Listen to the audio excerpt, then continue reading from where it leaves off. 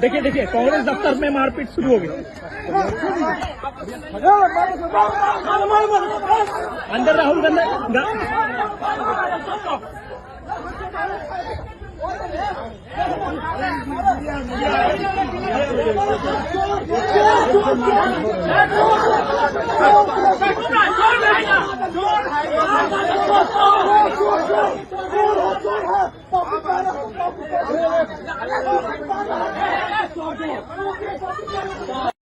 आप में orthopaedic surgeon की स्किल है, ऑर्थोपेडिक सर्जन की नॉलेज है, ज्ञान है। जो ऑर्थोपेडिक सर्जन होता है वो आप में सब कुछ है, मगर आप ऑर्थोपेडिक सर्जन नहीं हो।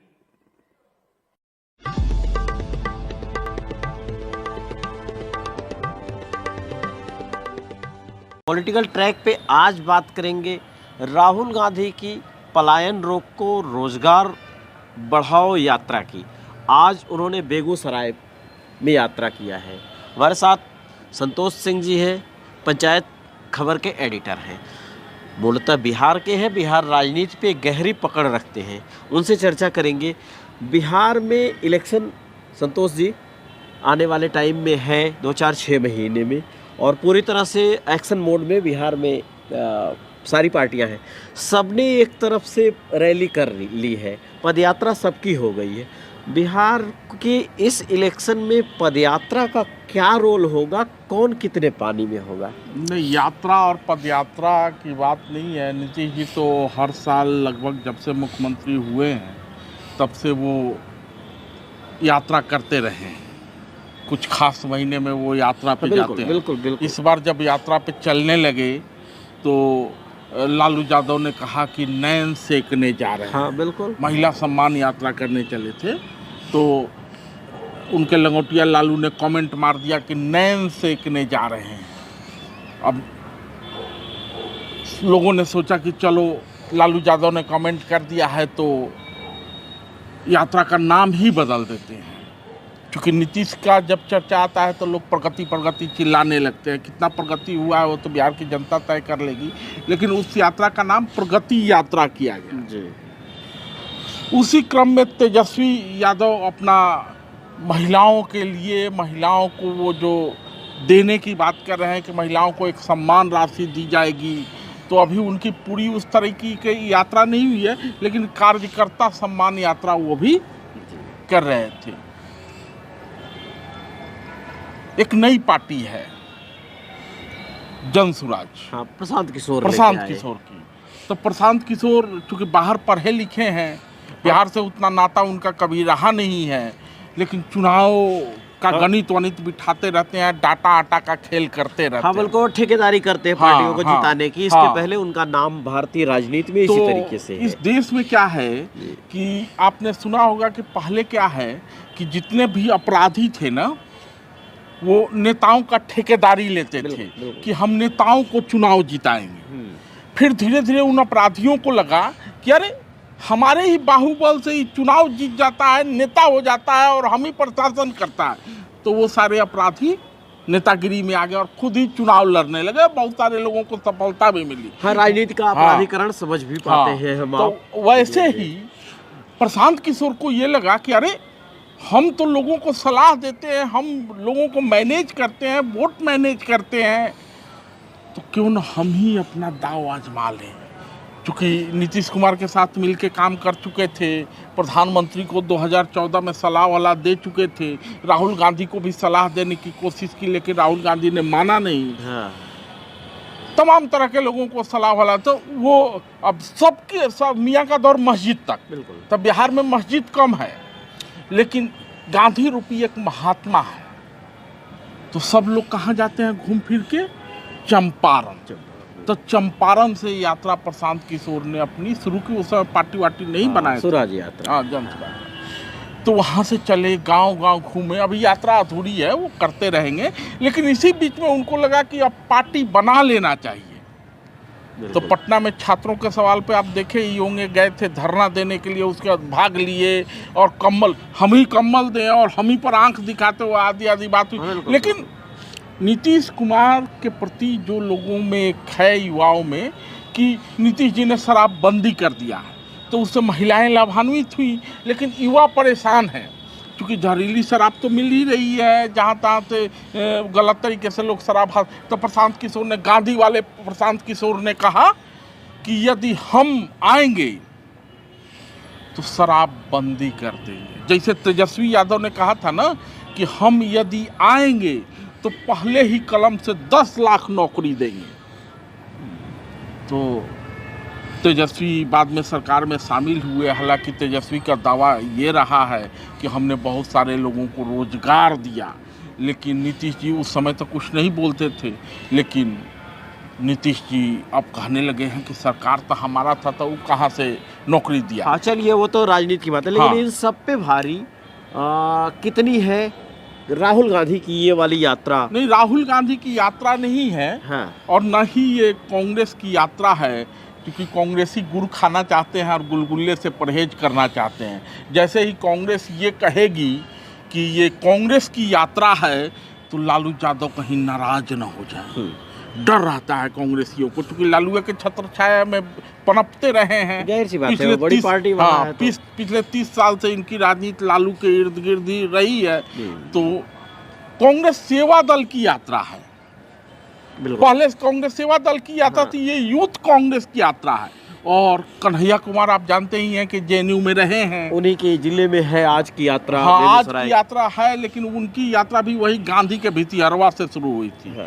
तो जगह जगह पे गए और आज बेगूसराय में गए हैं। और राहुल गांधी वही बेगूसराय में गए हैं, लेकिन चूंकि कांग्रेस का दफ्तर है सदाकत आश्रम में, कभी राजेंद्र प्रसाद वहाँ रहा करते थे, तो उस सदाकत आश्रम से जो तस्वीरें आई है वो सारी कहानी कह देती है। एक तरफ ये कहानी कहती है कि कांग्रेस के टिकट के लिए भी कुछ लोग लालायित हैं, माने कांग्रेस का है। दूसरी कहानी ये कहती है कि वहाँ से मारपीट की तस्वीर आई है। पूर्व विधायक अपने कार्यकर्ताओं को ही थूर देता है, दो प्रत्याशी माने संभावित प्रत्याशी आपस में थूरा-थूरी कर लेते हैं। मतलब कि कांग्रेस लालू के राज से ज़्यादा पीछे नहीं है। माने लालू के राज में जो गुंडा राज था वो कांग्रेस उसी पर बढ़ चली। राजनीति से बहुत अछूती नहीं है किसी भी पार्टी की हो। तो कहने का मतलब कि जहां बाहुबल का भी सवाल होगा वहां कांग्रेस लालू से पीछे नहीं रहेगी। हालांकि नाम सब लोग गांधी का ही लेगा। और आनंद मोहन की भाषा में कहें तो आनंद मोहन ने मंगरुआ के साथ इंटरव्यू में एक चीज कहा कि पदयात्रा नहीं हो रहा है, ये पद के लिए यात्रा है। तो जाहिर है चुनावी माहौल है। तो बात एक ही है, ये पूरी दुनिया जानती है, लेकिन इस पदयात्रा में किसकी पदयात्रा सबसे अव्वल साबित होने वाली है? संकेत क्या है इलेक्शन के पहले? देखिए, इसको पूरी तरह से आपको समझना पड़ेगा। इसलिए समझना पड़ेगा कि पदयात्रा शुरू होने से पहले बिहार में ये शोर मचाया गया कि कन्हैया और पप्पू यादव दोनों साथ रहेंगे। लेकिन पप्पू जो है कांग्रेस के नमकट्टा सिपाही हैं, ये माने कांग्रेस के लिए बकर बकर भाई भाई बाएं बाएं करते रहते हैं, लेकिन कांग्रेस उनको भाव देने के मूड में नहीं है। एसोसिएट मेंबर खुद को कहते हैं। तो कन्हैया ने जब यात्रा शुरू की तो लोगों को ये लग रहा था कि पता नहीं कन्हैया की यात्रा में भीड़ और जुटेगा कि नहीं, लेकिन पप्पू यादव के पास जनबल है तो पप्पू साथ रहेंगे तो शायद वो दिखाई दे।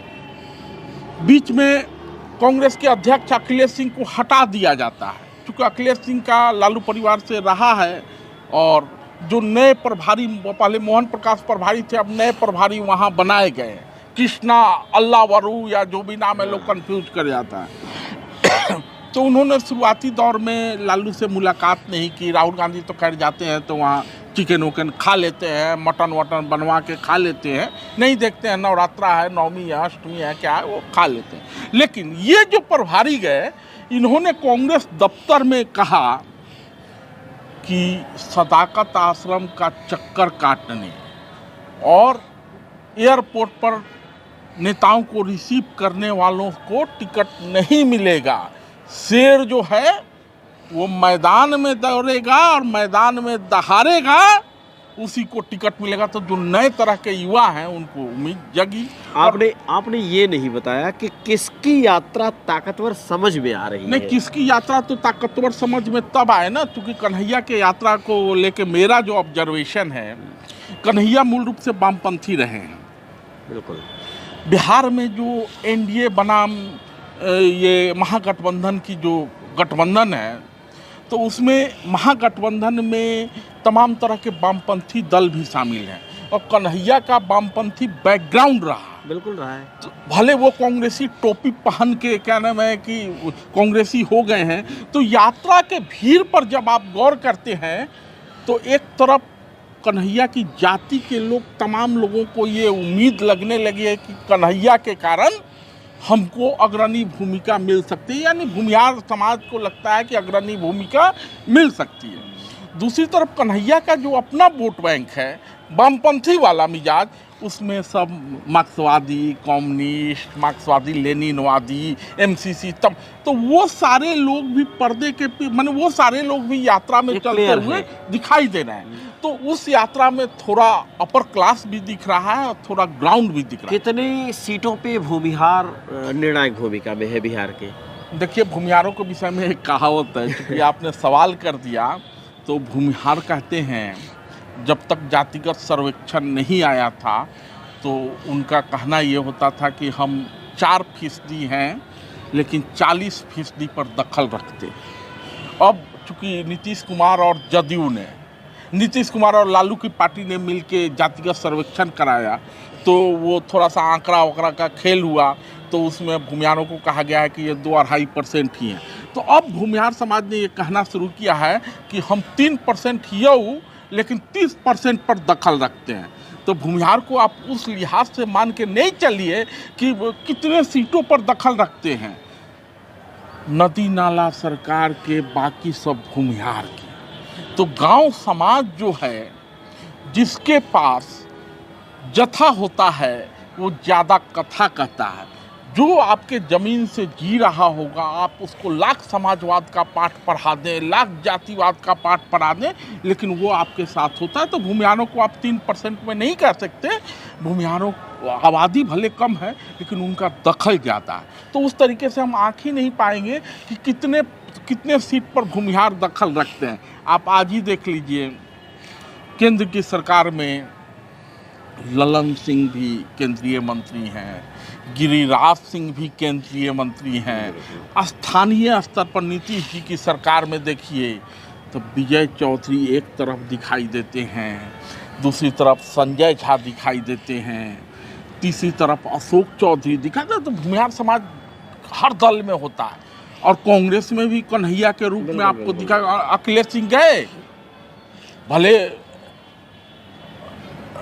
अध्यक्ष किसी हरिजन समाज का लाया गया है, लेकिन प्रभावी भूमिका कन्हैया की रहेगी। तो उस लिहाज से नहीं देख सकते। हाँ, आप ये तुलना कर सकते हैं प्रशांत किशोर की यात्रा और कन्हैया की यात्रा।